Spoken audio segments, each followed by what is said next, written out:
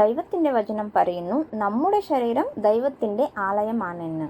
ദൈവം വന്ന് വസിക്കുന്ന സ്ഥലം. പഴയ നിയമത്തിൽ നോക്കിയാൽ ദൈവത്തിന്റെ ആലയത്തിൽ വസിച്ചിരുന്നു. ഈ കാലഘട്ടത്ത്, അതായത് പുതിയ നിയമത്തിൽ, ദൈവം നമ്മുടെ ശരീരത്തിൽ വന്ന് വസിക്കുന്നു. നമ്മുടെ ശരീരം ദൈവത്തിന്റെ ആലയമായിരിക്കുന്നു.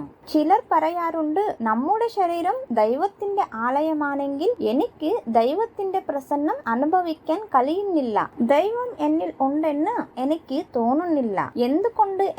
എന്തുകൊണ്ടെന്ന് പറഞ്ഞാൽ, പഴയ നിയമത്തിൽ സോളമൻ ഫസ്റ്റ് ടൈം ദൈവത്തിനായി ഒരു ആലയം പണിതു. അദ്ദേഹം അത് പണിതപ്പോൾ നമ്മൾ 1 രാജാക്കന്മാർ 6-ാം അധികാരം മുഴുവനായി നോക്കിയാൽ അത് എത്ര മഹത്വത്തോടെയാണ് പണിതതെന്നും ഏത് രീതിയിലാണ് അത് നിർമ്മിച്ചത് എന്ന് അവിടെ കാണാം. അതിന്റെ ഓരോ മൂലയും ഓരോ മുറിയും ആ ചുവരുക്കളും തറയും ആലയത്തിന്റെ പുറംഭാഗം എല്ലാം എത്ര അത്ഭുതകരമായാണ് അദ്ദേഹം ചെയ്തത് അല്ലേ? അത് പഴയ നിയമത്തിൽ. പുതിയ നിയമത്തിൽ നമ്മൾ ദൈവത്തിന്റെ ആലയമാണെങ്കിൽ നമ്മൾ ദൈവത്തിന്റെ ആലയത്തെ എത്രത്തോളം നന്നായി പണിയുന്നുണ്ട്, ഏത് രീതിയിൽ അതിനെ പരിരക്ഷിക്കുന്നുണ്ട്.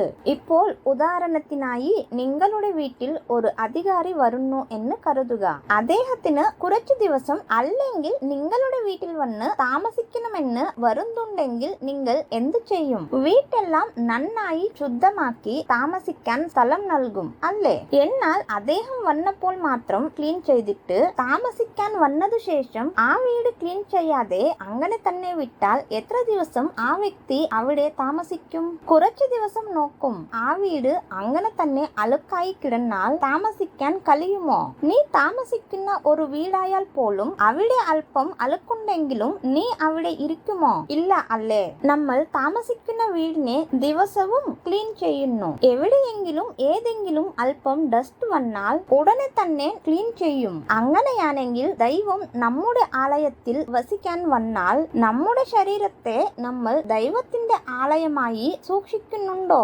ഇനിയും നമ്മുടെ ഹൃദയത്തിൽ പക, വിദ്വേഷം, വഴക്ക്, അസൂയ എന്നിവ നിറഞ്ഞിരുന്നാൽ എങ്ങനെ നമ്മുടെ ഹൃദയത്തിൽ വന്ന് വസിക്കും? ഇതെല്ലാം ഉള്ളപ്പോൾ ദൈവത്തിന് അത് അഴുക്കായി കിടക്കുന്ന വീട് പോലെയായിരിക്കും. ദൈവം എങ്ങനെ നമ്മുടെ ഹൃദയത്തിലേക്ക് വരും? നമ്മൾ അത് ഗ്രഹിച്ച് ദൈവവചനത്താൽ ദിനം പ്രതി നമ്മുടെ ശരീരത്തെ ശുദ്ധീകരിക്കണം. ഒരു ദിവസം ചെയ്തിട്ട് നിർത്തിക്കളഞ്ഞാൽ ശരിയാകില്ല.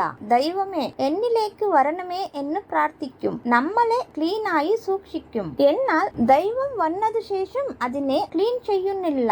അതുകൊണ്ടാണ് നമ്മിൽ ചിലർക്ക് ദൈവ സാന്നിധ്യം അനുഭവപ്പെടാത്തത്.